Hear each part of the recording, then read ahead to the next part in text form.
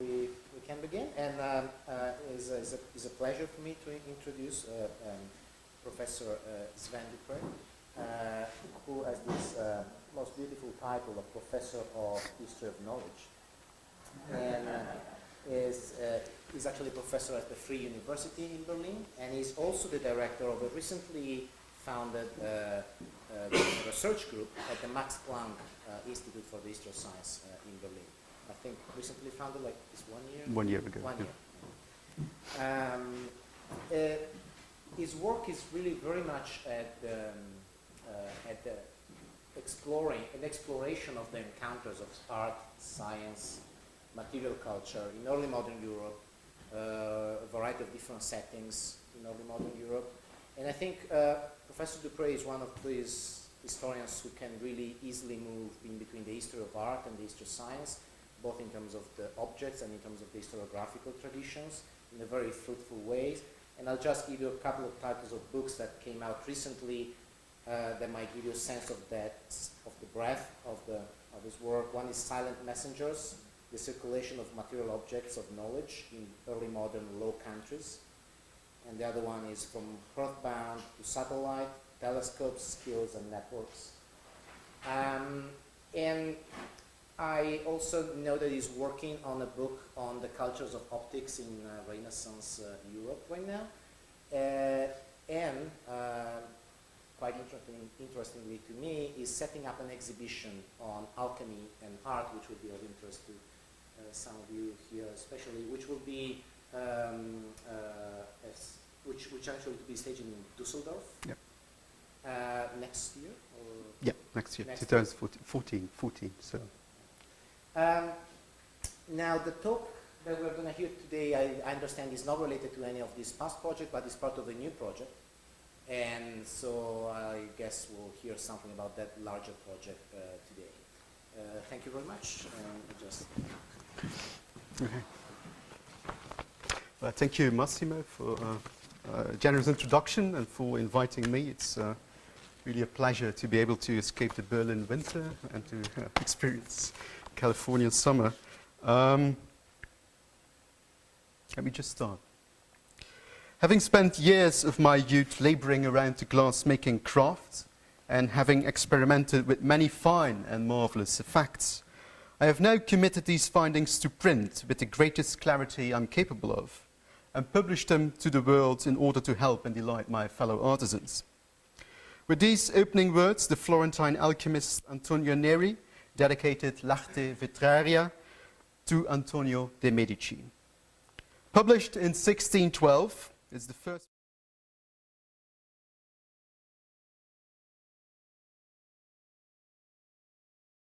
in the history of early modern science by chronological coincidence.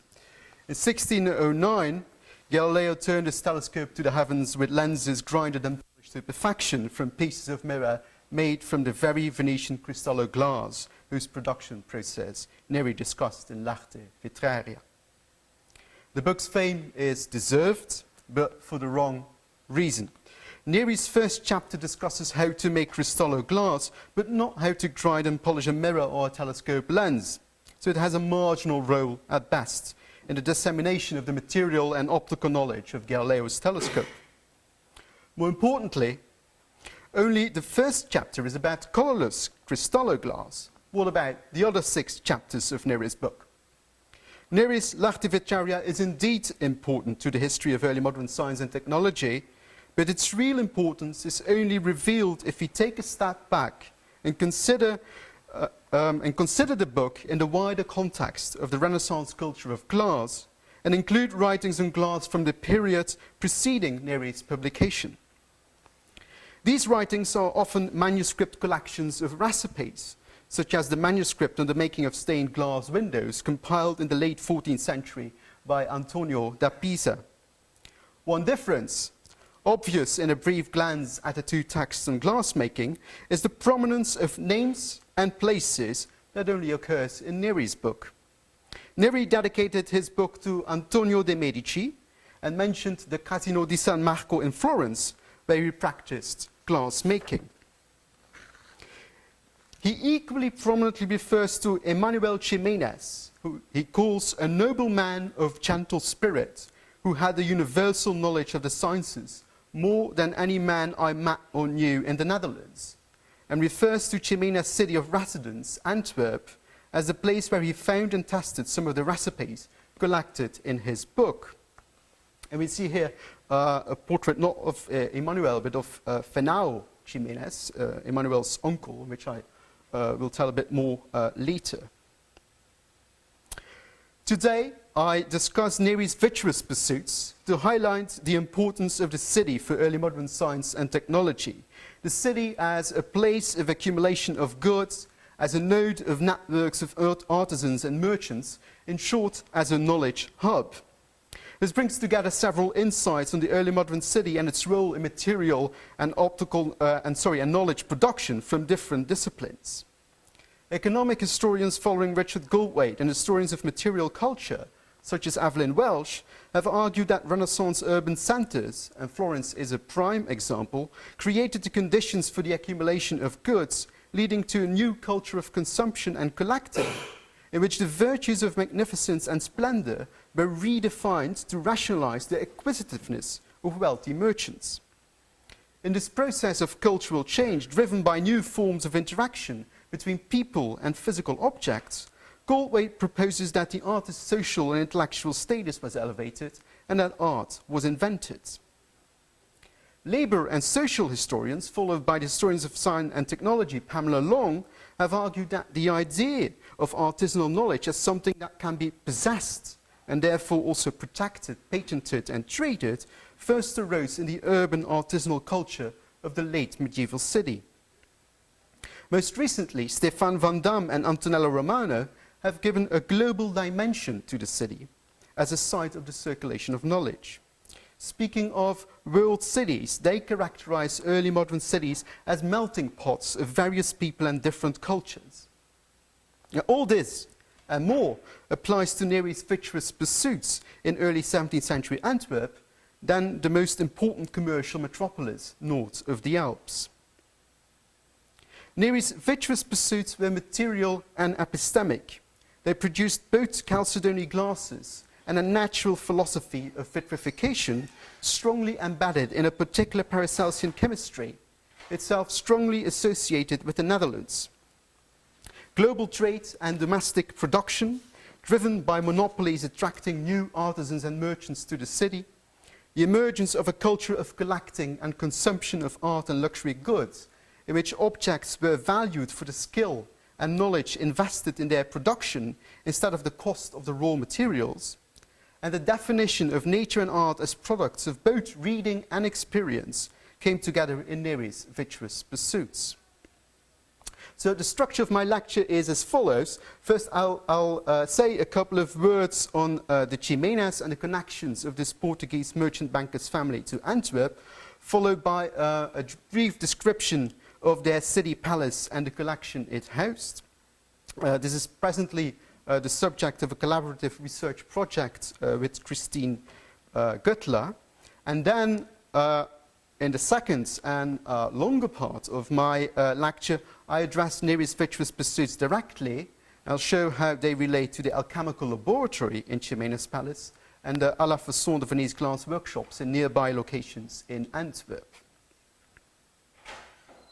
Like other powerful merchant families living in Antwerp, the Chimas firm formed part of a commercial network of family businesses all over the world and had branches from Lisbon to Venice and from Hamburg to Goa. They were active in the global trade in bulk products and luxury goods such as sugar, spices, textiles, indigo, pearls, precious stones, corals, paintings and books, and in monetary transactions with the Spanish crown. Global trade brought wealth to the family, enough to build a palace in the Meer, the most expensive district in early modern Antwerp, where Emmanuel Chimas was a neighbor of other wealthy Portuguese merchant families, of Peter Paul Rubens and of the glassmaker Filippo Guidolfi. So as you can see here on the map, this is, sorry I don't have a pointer, but this is basically, this is the Meer, this is where Rubens lives, this is the site of the Austriat house, which is basically on the location of what was then Chimenez's palace, and Filippo Gridolfi's house, which I will return, falls just off the map, just on one block to the right of this. As you can see from some of the names to these houses, this is really a whole district in which most of these wealthy Portuguese bankers and merchant families lived. So they were very prominent in that, in early 17th century Antwerp. Chimenez Palace housed the most splendid collection in the city. Unlike other major Antwerp collections, such as those of Burgomaster Nicholas Rocox, which you see here pictured by Franz Franken, or that of Peter Paul Rubens, assembled in these very years, Chimenez's collection did not include classical antiquities, apart from a small collection of Roman medals. The emphasis was on new inventions and on local objects celebrating the cultural economy of Antwerp. The collection required several rooms to house it. It's tempting to describe its riches, but due to time constraints, I will only mention the contents of the library before turning to the alchemical laboratory. Chimenez's library contained more than 1,000 books and manuscripts, was the largest in the Netherlands at the time, trumping that of Rubens, acquired in the same years, as I said, and through the same sources, basically the Plantin publishing firm. It seems to have served as an informal meeting place for foreign visitors and members of the local elite. The objects and artifacts displayed in the library asserted Chimenez's links with international trade. The room contained a copper image of Mercury, the god of trade, commerce and wealth, as well as 3 dried Indian animals. The walls of the room were decorated with various maps, reflecting the family firm's global network of trade. Prominent among them were a Mappa Mundi and a map of Africa, which was most probably the new map by Cornelius de Jode, published in 1593. It documented the Chimenez family's extensive commercial investments in African trade. I will say more about this later, including the slave trade. There were, in addition, an impressive number of the newest mathematical and optical instruments. Among others, 2 globes of Sphera Mundi, a sundial manufactured in the workshop of Michiel Coignet, court mathematician and Antwerp's most important instrument maker, a wooden perspective instrument in a box, a small copper astrolabe, a wooden Jacob staff, and a telescope which had only recently been invented. 2 additional mathematical instruments from the same workshop, Michiel Coignet's, were located in the study, a mathematical quadrant and a large copper astrolabe with 6 plates and a ring. Chimenez's fondness for Coignet instruments and possibly other Flemish instruments acquired through the family's contacts with Plantin suggests that the oft-noted cultivation of a local canon of painters by Antwerp collectors could be extended to include mathematical instruments. But this is only one aspect of how Chimenez's collection reflected Antwerp's prominence as a center of the manufacture of and trade in luxury goods. The Plantin publishing firm shipped Flemish mathematical instruments to Spain, including Philip II's collection of scientific instruments in the Escorial, using the Spanish theologian Benito Arias Montano, who collaborated with Plantin on the Polyglot Bible while he resided in Antwerp as a middleman. The correspondence surrounding some of their acquisitions suggests that the Chimenez family collection consciously imitated that of the Spanish court in the Escorial. For example, in 1584, Emmanuel's uncle, Fernão Chimenez, whom we already seen his portrait, requested a sample of New World flower seeds cultivated in the garden of the Escorial, and specifically for this reason. The books themselves were divided into theological, legal, astrological, and mathematical, historical and humanistic, medical and surgical, and chemical works in Latin and half a dozen vernacular languages, followed by roughly 75 manuscripts. A major part of Chimenez's library consisted of books on chemistry and medicine, categories of knowledge which, following the work of Paracelsus, overlapped in the early 17th century. Chimenez assembled books specifically on instruments, the sundial, but also the Jacob staff, the astrolabe. He also had books on the use of the globe, among others by Robert Hughes and by Hondius, and on navigation by Pedro Medina, Pedro Núñez, Martin Cortés, Lucas Jansson Wagenaar, and William Gilbert, works on architecture, perspective, and fortification with a strong Italianate bias by Alberti, Palladio, and Serlio. In sum, the size and scope of Chimena's library gives credence to Neri's characterization of Chimenas, as we've already heard, as a man of gentle spirit who had a universal knowledge of the sciences. Chimena's universal knowledge was not acquired through reading alone. In his palace, a so-called distillation and alchemy chamber, or alchemical laboratory, was situated on the attic floor. It was equipped with several iron and copper furnaces, and a distillation apparatus, a collection of weapons and medicinal substances, products of Chimena's daily distillation activities in the laboratory. There's a notable connection between Chimena's alchemical interests and the objects brought together in the small porcelain chamber. So wine and other glasses made à la façon de Venise glass crystal, likely produced in Antwerp, some of which you see here, and to which I will return later, porcelain and maiolica bowls, dishes, salt cellars, boxes, and spoons. At the time, Chimenas possessed the largest collection of porcelain in Antwerp. There's also a connection to the jewelry which Chimenas possessed. A small box with 2 golden rings with small painted crystal stones, and another box with crystal pendants of various colors, plus golden items, pearls, and more variously colored crystals, likely glass imitations of jewels and gemstones, in which Chimenas was highly interested, epistemically and commercially. Antwerp was among the main centers of the production of trade in jewelry. The Portuguese families residing in Antwerp led the trade. The Duarte, esteemed experts in diamond cutting, the Rodriguez de Vora, and the Chimenas. As much as a site of experimentation, the laboratory was a place where merchants and artisans, especially the local Italian glass community and the Portuguese experts in jewelry just mentioned, met to discuss and judge the newest inventions of glass.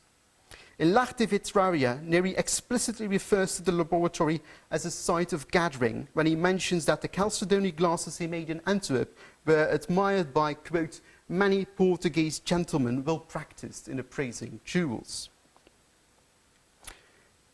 In the early 17th century, Chimenas was not unique in buying and collecting glass. The collection of the Archduke Albert and Isabella in Brussels contained an important number of glasses à la façon de Venise, some of which were probably produced in Antwerp. Nor was it exceptional at this time, even in court circles, to be interested in the production of glass. In 1623, a glass factory associated with the court in Brussels was established. In fact, glass factories sprang up like mushrooms in the late 16th century. Ferdinand II of Tyrol established one in Innsbruck, Landgrave Willem IV did the same at his court in Kassel in 1583, and Munich followed in 1584 after making inquiries of Ferdinand II. Interestingly, all the court glass workshops were very short-lived. The one in Munich, for example, lasted less than 1 year because they were commercial failures. Chimena's laboratory was an important exception as he succeeded in synthesizing the worlds of luxury glass manufacture, trade, and consumption. From the 15th century onwards, gems and jewelry circulated through merchant banking networks as both collectibles and collateral. La Façon de Venise glass produced in Antwerp was an integral part of the Chimenas' global trade. The family firm collected slaves in Angola, shipped them to Brazil, returned with sugar and Brazilwood to Europe, and delivered Antwerp glass to Angola, a stretch of land on the Atlantic coast of Africa where the Chimenas held a trade monopoly. Glass was one of the luxury industries on which Antwerp's economy increasingly depended in the early 17th century. Among the alchemical laboratories and glass workshops fostered at European courts, those of the Medici were the most influential in shaping the alchemical activities and interests brought together in Chimena's palace. The ducal fonderia of the Medici, situated inside Palazzo Vecchio and later Palazzo Pitti, functioned as a chemical and pharmaceutical laboratory, a forge and an arsenal for several generations. By the early 17th century, when Chimenas turned directly to the Medici circles to fuel his interests in glass and alchemy, the Florentine court had been invested in glassmaking for several decades.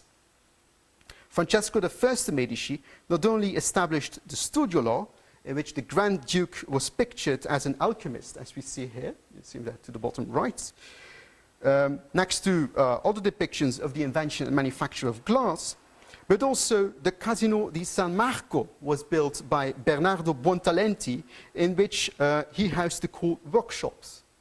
In these workshops, under the direction of Niccolo Sisti, cristallo glass was made, as well as all sorts of colored glass in imitation of precious stones.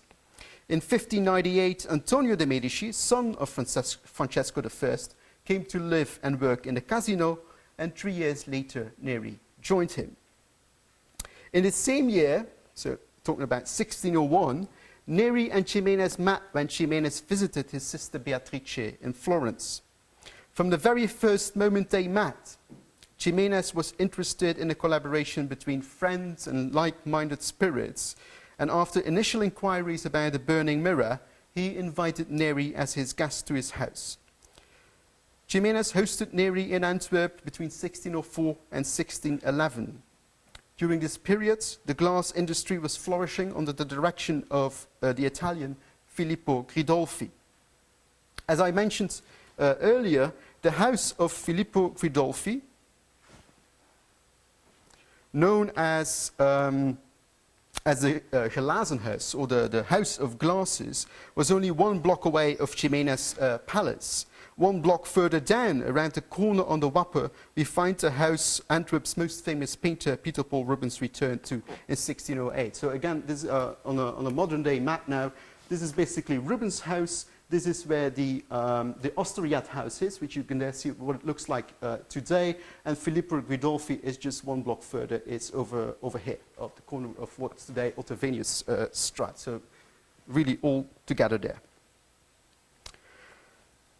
Glasses of the type produced by Gridolfi feature prominently in the Drunken Silenus, which Chimenez's neighbor Rubens executed in collaboration with another Antwerp painter around 1611. I think you can see the glasses there in the background. Rubens' Bird of Venus of about 1615 decorated the most important room in Chimenez's palace, and Chimenez traded in the other façon de Venise glass produced in Gridolfi's glass workshop. Connected through art and spatial vicinity on Antwerp's most luxurious street, Rubens, Neri, Gridolfi and Chimenez belonged to a community based on shared knowledge. Gridolfi's workshop specialized in the production of colorless à la façon de Venise glass, which from the mid-16th century was produced in Antwerp. In the 15th century, the Venetians, the island of Murano being the most important center of glass production at the time, introduced a new kind of colorless glass known as cristallo to denote that it was as clear as rock crystal. Venetian knowledge of glassmaking was important by Italian merchants who set up their furnaces and shops in Antwerp, attracted by the city's granting of monopolies. They brought with them Italian glassmakers who possessed the know-how to make cristallo glass.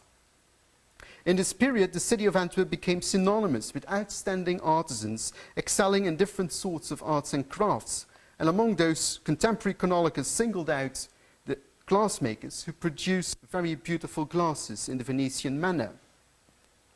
In the early 17th century, this flourishing glass industry came into the hands of Gridolfi. During his directorship, the building where the glass furnaces were in operation was enlarged, bringing the number of Italian glassmakers to no less than 8. The fame of Gridolfi's à la façon de Venise glass reached far beyond the limits of the mayor.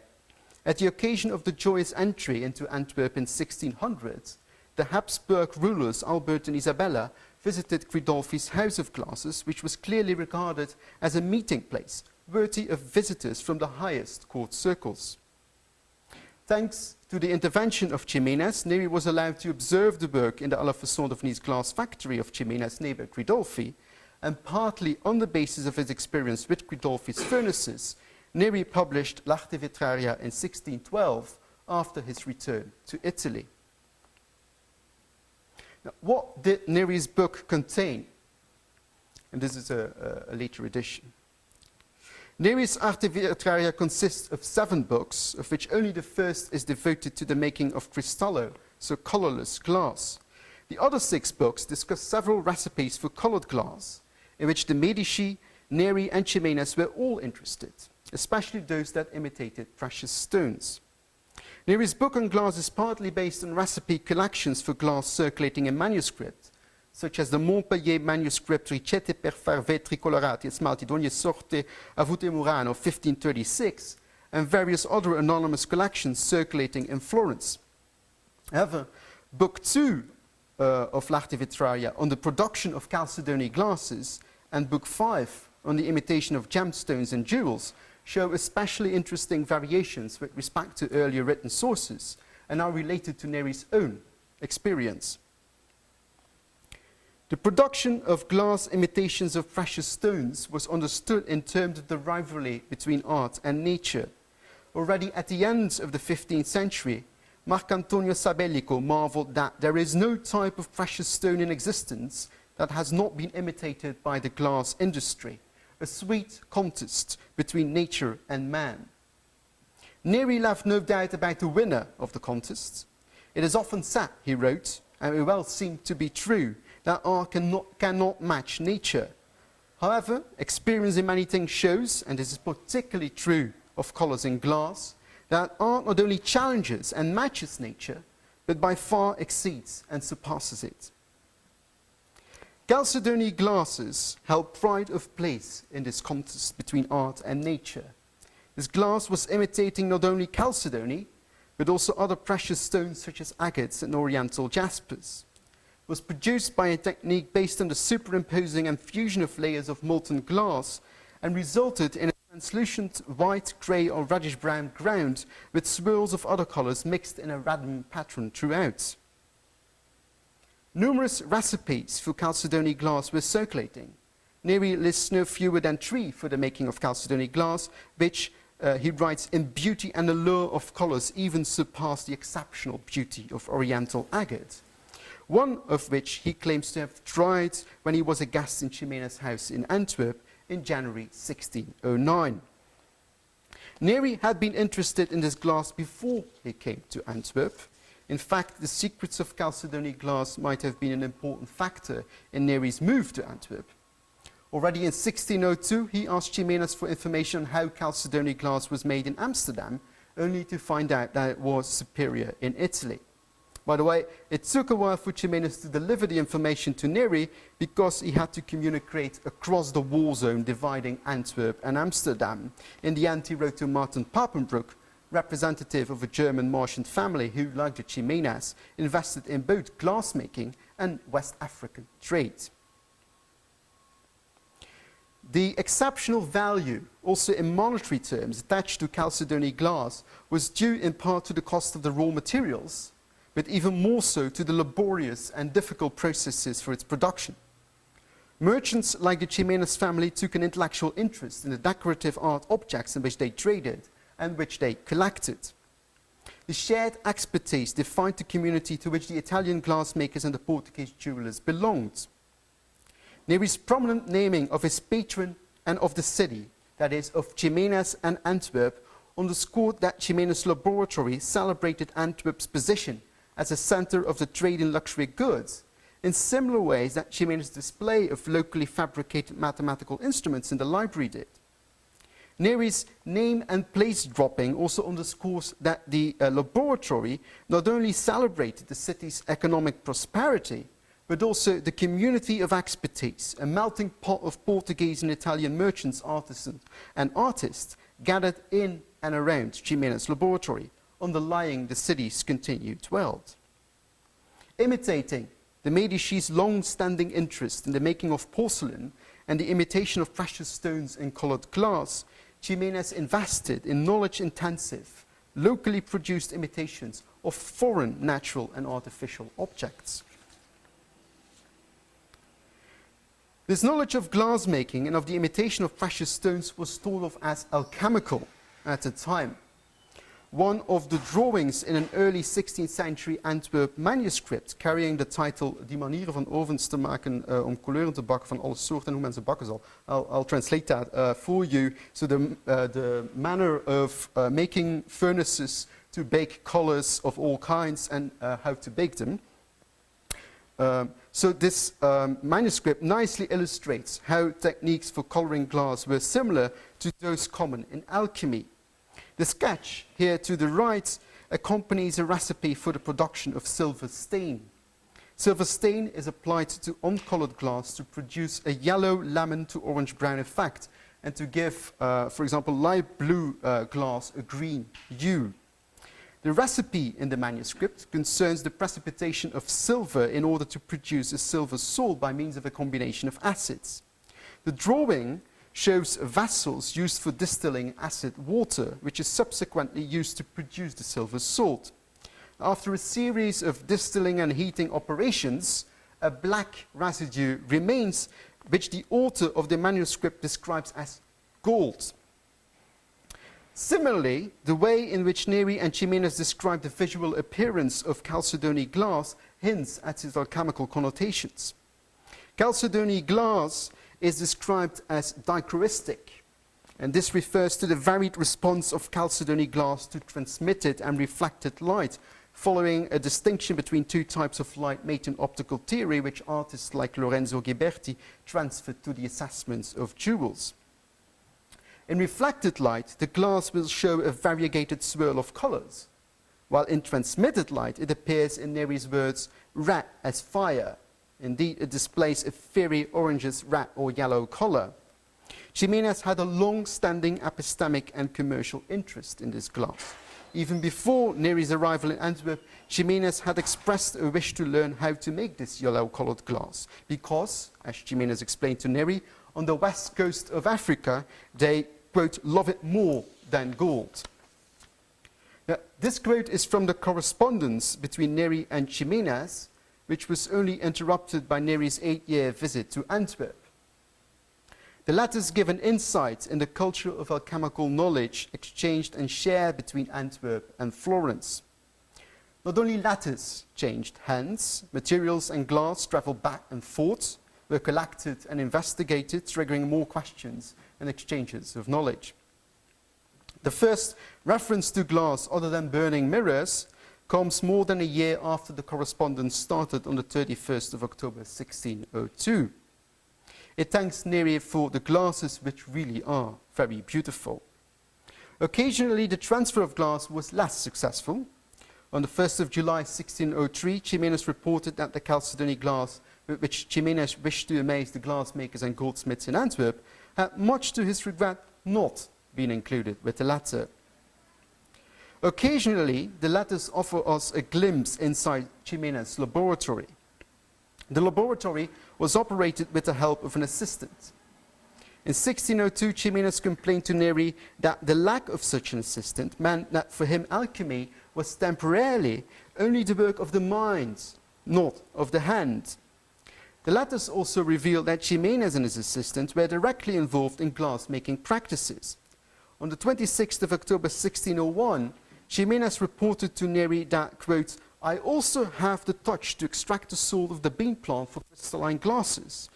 And later in 1603, he wrote that he was experimenting with the fusion of rock crystal. Quote, I'm sure that this will succeed because I've already demonstrated it here. Mixing in the salt of the bean plant, it really worked very well and was much better when made in the kiln. The letters do not tell us where these experiments took place, whether in the alchemical laboratory in Chimenez's palace, or more likely, in Guidolfi's glassworks. The first-person style of the description of such experiments shows that the engagement with the materiality of glass was thought to be an ennobling manual activity, fit for a wealthy merchant banker. Like the German courts where princes established themselves as prince practitioners, operating the equipment in their collections, Chimenez's glass workshop allowed him to present himself as a sort of prince glassmaker. Chimenez's laboratory was not only mimicked the courtly collections and laboratories to which the Chimenez family socially aspired and to which they politically adhered. it was also the site for the sort of experiments, such as the making and shaping of glass, in which princes at the court engaged. The shared knowledge of glass making and expertise in assessing jewellery that defined the community around Neri and Chimenas was of the mind and the hand. A second issue, which the correspondence between Chimenas and Neri brings to the fore, is that the alchemical interests of Neri and Chimenas were not limited to glassmaking. As we've heard, the cultural politics of the Medici court, especially, but not only that of Francesco I, fostered the decorative arts, especially the pietre d'ore, here prominently displayed in the Cappella dei Principi in Florence, and also collected in the Tribuna, we see here to the right a lapis lazuli vase, and also of the so-called arts of fire, from the production of porcelain to the making of glass in imitation of precious stones. It's interesting that, like early Netherlandish oil painting, the invention of which Vasari attributed to the experiments of the alchemist Van Eyck, here displayed by Stradanus, the activities undertaken in the casino were considered alchemical. Antonio de Medici's Apparato, as the book of recipes and secrets prepared for publication in 1604, reflects experiments with porcelain, rock crystal, pharmaceuticals, and fake gems in the casino, and gives a most specific definition of alchemy built around the notion of dissolution, so the dissolving processes. The Apparato maintains that, quote, people who are seeking to understand this noble science and how to practice it have to know all the substances able to dissolve metallic bodies. What's particularly useful for dissolving are inks, alums, salts, and how to make them. Neri's manuscripts confirm that his alchemical interests were not limited to glassmaking. He fully participated in the Florentine Paracelsian culture, which emphasized the importance of chemical technology in medicine and the decorative arts. The alchemical exchanges between Neri and Chimenas were not only concerned with glass. Neri's widely circulated but incomprehensible recipe for the philosopher's stone, the donum Dei, also reached Chimenas. However, the transmutation of metals was a less important aspect of their alchemical exchanges. Just as substantial, though, as their shared interest in glassmaking was their interest in Paracelsian alchemy.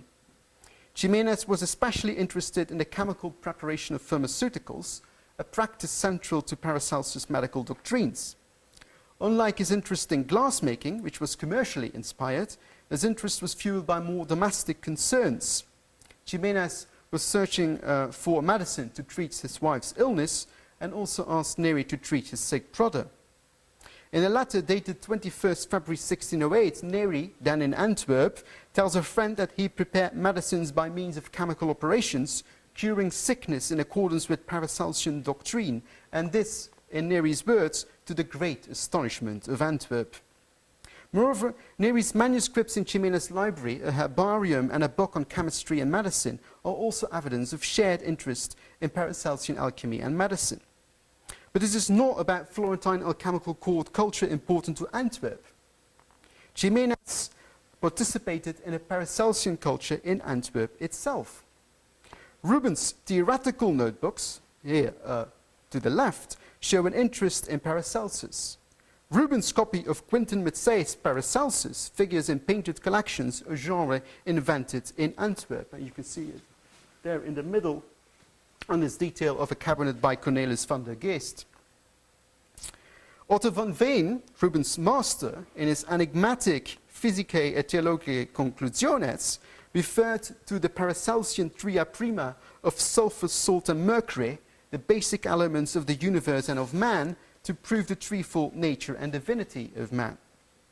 Now, the spiritual and Kabbalistic elements which are prominent in Rubens and Van Veen's writings seem disconnected from the more practical chemical operations involved in the production of glass. However, the point of contact between these different identities of alchemy was Isaac Hollandus. Van Veen singled him out as his most important authority in alchemy, while Neri in L'Arte Vetraria indicates that he copied recipes for the making of artificial gemstones from Hollandus' writings. Hollandus was a post-Paracelsian, probably fictive character, to whom numerous manuscripts in Dutch and translated were attributed, and who reached mythic proportions at the time, sometimes even as an alleged predecessor and source of Paracelsus.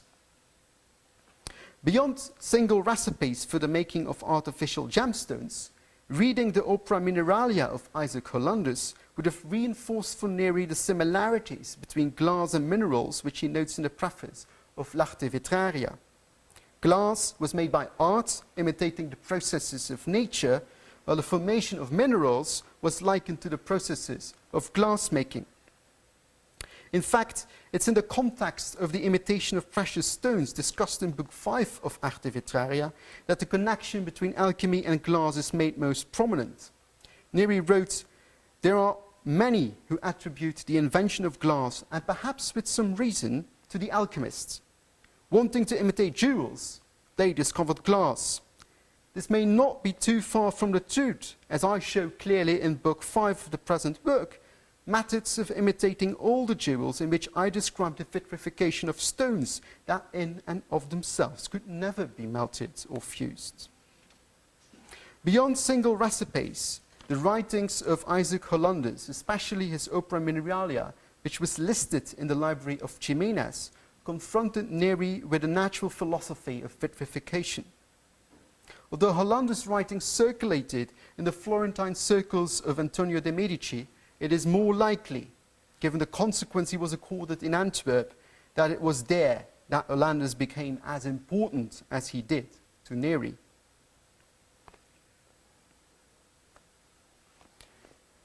As I hope to have shown, Antwerp was a melting pot connected to the world as much by global trade with luxury goods, such as à la façon de Venise glass, as to the foreign merchants and artisans flocking to this world city, in their turn connecting Antwerp with other cities from Florence to Lisbon. Neri's L'Arte Vetraria is a product of this urban culture as well as a celebration of it. The book promotes the shared knowledge of glassmaking, holding the city's melting pot communities of producers, collectors and consumers of wealth, goods and the arts together. More than on the fact that Neri's book makes secret knowledge public, I would like to stress the kind of knowledge published in Neri's book and defining Antwerp's community of experts. As we've seen, Antwerp, in exchange with Florence, fostered a specific definition of alchemy, Paracelsian, and concentrated on chemical technologies in medicine and the decorative arts. This was a definition of alchemical knowledge in terms of making things, from porcelain to pharmaceuticals, and from inks and alums to glasses. But the making was also the product of reading. The most marked difference between Neri's L'Arte Vetraria and the collections of recipes preceding the book is its naming of people and places, not only of patrons and cities, but also of recent authorities, even if they are as elusive as the non-existent Isaac Hollandus, who Neri read and resourced for recipes. The city in which the concept of artisanal knowledge originated was a melting pot, transmuting artisanal knowledge until it became the process and product of both making and reading. Thank you.